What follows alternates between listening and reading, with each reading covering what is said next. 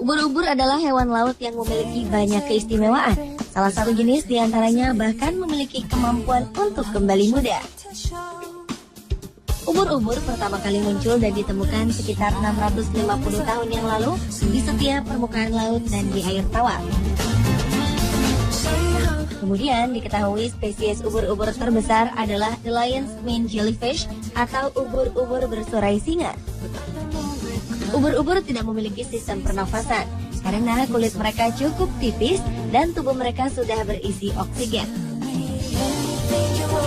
90% lebih tubuh ubur-ubur terdiri dari air, dan sebagian besar berat dari bagian payung mereka memang bahan agar-agar atau jelly yang disebut mesoglea. Ubur-ubur memiliki sistem reproduksi yang unik di mana mereka akan melepaskan sperma dan telur ke dalam air sekitarnya. Kemudian telur yang telah dibuahi akan tumbuh menjadi organisme baru. Ubur-ubur memiliki senjata yang sangat mematikan di setiap tentakelnya, yaitu sekitar 500.000 harpun sindesit. Senjata ini berbentuk jarum yang menyuntikkan racun kepada korban.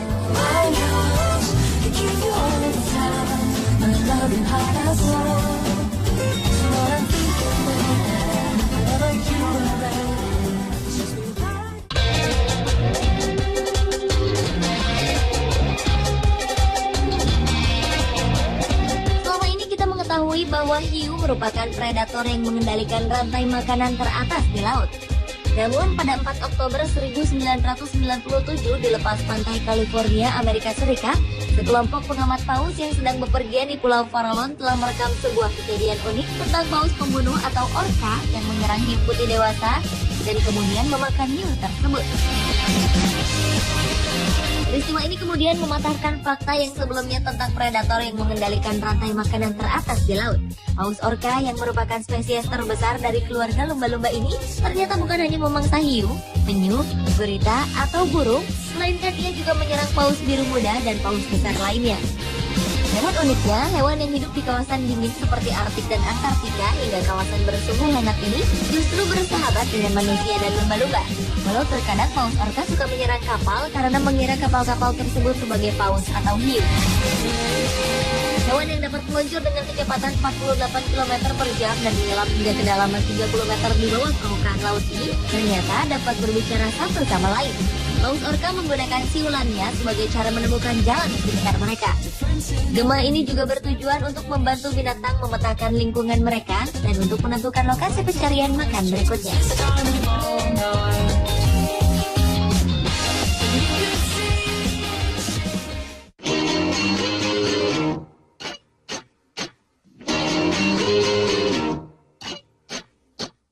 Lumba-lumba adalah mamalia laut yang sangat cerdas dan seringkali menolong manusia yang tersesat atau yang terombang-ambing di tengah laut.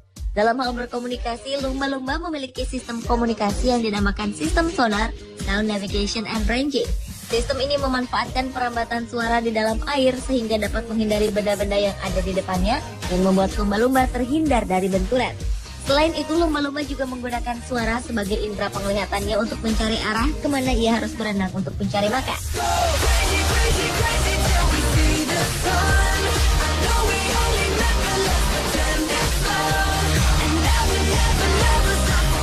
Di saat bernapas, lumba-lumba menggunakan blowhole atau lubang udara yang terletak di atas bagian kepalanya.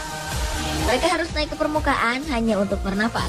Sementara saat beristirahat, lumba-lumba hanya mengaktifkan setengah dari otak mereka dengan keadaan mata terbuka sebelah. Kedua sisi otak lumba-lumba bekerja secara terpisah. Jika sisi kiri otak tertidur selama 8 jam, sisi kanan otak akan terbangun selama 8 jam. Begitu sebaliknya, sehingga mereka akan dapat terus berenang.